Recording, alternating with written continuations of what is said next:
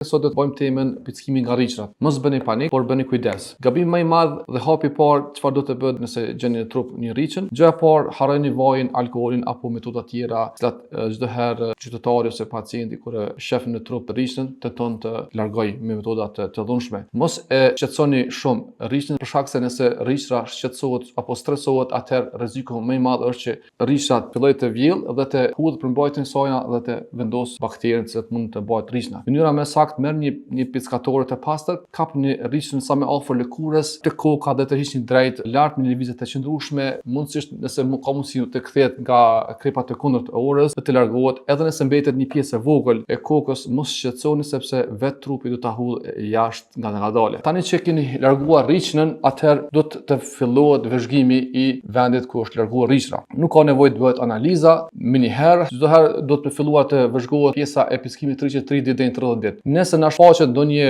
pikë vogël e skuqur, atëherë nuk është asgjë. Por nëse fillon të zgjerohet kjo skuqja rreth vendit të pickimit të rriçës, edhe duke u zgjeruar rrathi i skuqjes jetet më i skuqur, kurse mesi është më i zbet, atëherë kjo quhet në mjeksi terminologjinë erythema migrans, atëherë do të bëhet përcjellja e kësaj gjendjes. Nëse keni temperaturë, dhimbje të nyjeve, ethe, atëherë do të shkoni te mjeku, doktor, a do të marr antibiotik? Përgjigjja është jo në çdo rast, sepse nuk do të thotë që rriçra është infektuar mbas epidemiologjisë. Vendeve ku në Kosovë jo çdo rriçër është infektuese apo bart, këtë rast domethënë sëmundjen e llajmit ose borrelian. Nëse shfaqen këto simptoma, paraqiteni tek infektologu, i bëni vizitë, atë kërkohen analizat dhe bëhen testimet e duhura. Mesazhi im për ju është: rriçrat janë pjesë e natyrës, por sëmundja e llajmit është plotësisht e shërueshme nëse kapet me kohë. Mos u panikoni nga një pickim, por bëhuni detektiv të lëkurës suaj për disa javë. Nëse keni dyshime, konsultoni me mjekun dhe mos vetë mjekoni.